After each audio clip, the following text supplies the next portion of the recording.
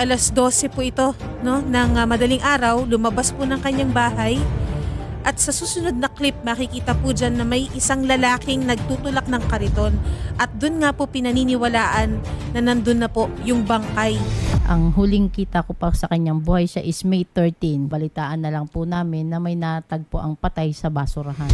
Ano po ikinamatay nung ni Veneranda Kabutotan po? Nasa stage na po ng decomposition. As per autopsy examination na ginawa ng SOCO, wala ho silang nakitang resulta doon sa cause of death ng bangkay ni Sis Benny. Kaya nga po, kumuha sila ng sample tissue for forensic histopath examination po. Na-identify na po ba natin itong person of interest? Huling nakita na magkasama sila ni Sis Benny, yung person of interest natin. Tinutulungan niya ni Sister Benny. Yang person of interest na yan, minsan binibigyan niya ng pera. Kami po ay susubaybay sa isinasagawa niyong investigasyon, Kernel, para malaman po natin ang katotohanan, po.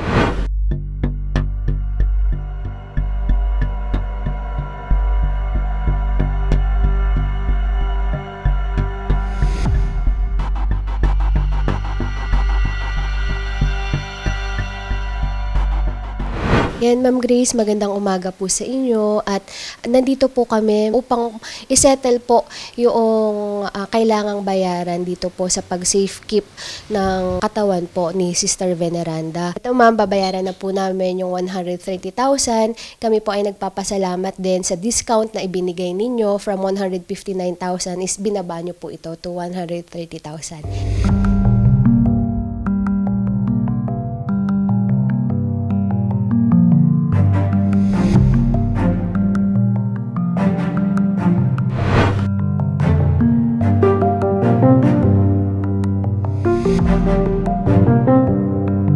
Kayo po ay lumapit sa tanggapan ni Idol upang ilapit itong masalimuot na nangyari dito kay Ma'am Veneranda. Inilapit nyo din yung problema nyo tungkol dun sa punerarya. Dito lang Ma'am Sabado, nasettle na namin Ma'am lahat ng balance, nagkakahalaga na 130,000 at yung inyo pong hiling na mapakremate ay nagawa na rin po namin. Sir Ralph, maraming salamat po sa inyo dahil kung hindi kayo ang tumulong sa amin, hindi pa sana namin may iuwi ang kapatid namin. Nagpapasalamat po ako kay Congressman na tinulungan kami dahil sa kanya nabayaran yung babayaran namin doon sa punerarya. Sasagutin din po ni Congressman Ralph itong ang transportation ninyo po pauwi ng La Union.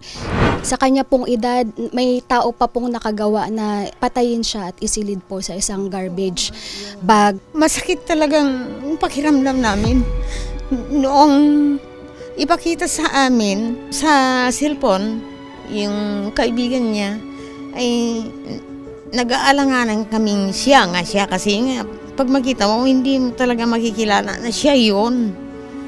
Ang tanging pagkakilanlan ko na lang sa kanya nung naipukos yung kaliwa niyang kamay nga kasuot yung singsing na silver, yun lang.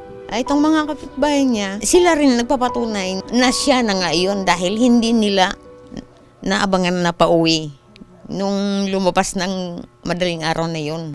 Napakabuti po ng ginagawa nito ni Ma'am Venny sa kanyang mga kapwa. Siya po ay isang charity worker din. Tumutulong po sa pagluluto sa mga kapwa niya. Actually, ito pong suspect ay binigyan pa nga daw po niya ng pamasahe minsan nung nanghingi ng tulong sa kanya. Ano ma'am yung parang mensahe nyo dito sa suspect na to na gumawa ng karumal-dumal na krimen kay ma'am? Ay kailangan niya pong pagbayadan ang ginawa niyang pagpatay sa aming kapatid. Ang bigat-bigat na kasalanan yun ng ginawa niya. Sana hindi na pahintulutan na makakalabas siya para pagbayaran yung ginawa niyang pagpatay sa aming kapatid. Kayo naman po yung mga tumulong dito sa magkapatid upang ipaalam yung nangyari dito kay Ma'am Veneranda. Ma'am, pwede nyo bang ikwento naman muna sa amin kahit maikli lamang kung paano nyo po nalaman na ito palang bangkay na nasa garbage bag na to na nasa truck ay si Ma'am Venny? Nung una po, hindi ko siya talaga ma-identify according lang dun sa picture na pinakita nila sa akin. Tapos may GC kasi kami, may nagsabi na isang member ko na hindi yan si Ate Venny kasi si Ate Venny nasa San Lucas sa kaibigan niya. So, panatag na yung isip ko na hindi pala talaga siya yun. At saka ayaw mag-sink in sa isip ko na siya yun at ganun kabrutal yung pangyayaring ginawa sa kanya. So, ma'am, nung ni-review ko na yung CCTV ko, kasi Tuesday, aalokin ko siya ng pagkain. Tinatawag ko siya, Benny, akin na tasa mo, saka bibigyan na kitang kape, saka almusal. Walang sumasagot sa akin. Tapos tanghali, bibigyan ko ulit siya ng pagkain, wala pa rin sumasagot. Kaya tumawag na ako ng kapitbahay para tingnan siya rito. Dahil sabi ko, baka mamaya nanigas na siya dyan sa taas, hindi pa natin alam. Tinignan ng isang kapitbahay, ate, wala talaga. So yung maghapon na yun, ma'am, wala siya talaga. Naisip ko na lang i-review yung CCTV gabi na. Kaya nung nakita ko yung suot niya na damit, at yun din yung suot niya nung natagpuan siyang patay na, saka ko palang kinonfirm na siya talaga yon. Kinontak ko na yung mga kamag-anak, kung saan-saan na ako nagtatanong ng mga CCTV. Tapos ayun po, na-interview na rin ako ng mga pulis. Kwento ko na yung lahat nung nalalaman ko. Tsaka pa lang, naano sa isip ko na wala na talaga si Benny. Siya na talaga yun, yung natagpo ang patay na bangkay. Kasi bloated na siya masyado eh. Parang hindi naman siya, sabi ko. Kasi parang aswang ng itsura, ganun. Kasi bakit, tapos sabi ng kuya ko, puntahan ninyo, advice niya sa kanya, puntahan ninyo at kung hindi kayo sigurado na siya, magpa-DNA test kayo, sabing ganun. O kaya, nasa suko yan, mahirapan kayo dyan, baka abutin kayo ng 2 buwan dyan. Maano din kami kasi mabait naman na tao yan. Kaya nakakagulat talaga. Kaya nung nagpasama sila sa akin, kasi hindi daw sila marunong kung anong gagawin, syempre volunteer din naman ako na sumama sa kanila para matulungan.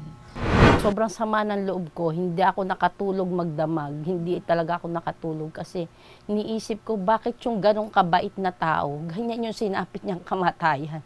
Sobrang ang bigat-bigat talaga ng loob ko, sama-sama ng loob ko kasi mahigit 3 dekadang kaibigan ko siya, tinutulungan ko siya sa lahat ng mga pangangailangan niya, basta kaya ko lang binibigay ko. Tapos ganun kabrutal yung pagkamatay na ginawa sa kanya, kahit sobrang galit ako, sobrang sama ng loob ko, hindi niya deserve yung ganong klaseng kamatayan kasi eh. May mensahe po kayo para dito sa suspect. Pagbayaran niya yung ginawa niya, huwag na siyang makalabas sa kulungan para hindi na siya makapambiktima pa ng iba kasi pang-ilang biktima niya na si Benny, pang-4 niya na napinatay si Benny. Tapos gano'n din ang ginagawa niya sa mga pinapatay niya, tinatapon niya na lang na parang basura. Sana huwag na siyang pahintulutan lumabas pa. Kung anong inutang niya, buhay ang utang niya, bayad din ang pagbabayad. Yung buhay niya rin ang ibabayad sa ginawa niyang kasalanan. Matagal na namin hindi nakikita, hindi namin makakausap. Mas pa rin ang loob ko.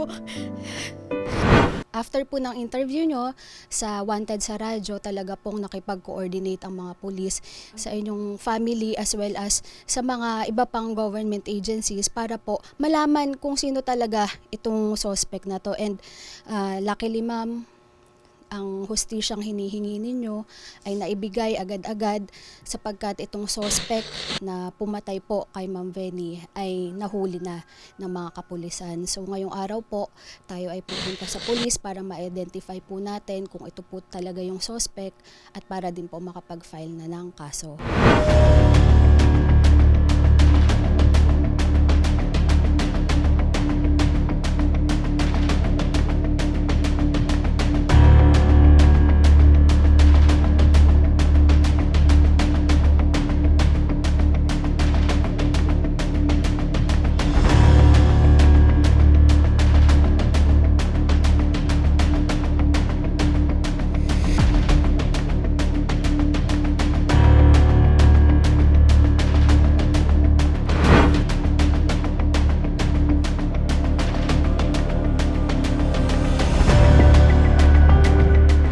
napakabilis po ng naging aksyon, lalo na po ng QCPD, ang Quezon City Police District, dito po sa inilapit ninyong problema, as well as ni Congressman Ralph Tulfo. Ma'am, ngayong araw po ay nakapag-file na tayo ng murder case laban dito kay Felimon Enrile. Ma'am, ano po yung saloobin nyo right now? Tuwang-tuwa po kami kasi sa wakas, masusolbar na ang kaso ng kapatid namin sa pagpatay sa kanya.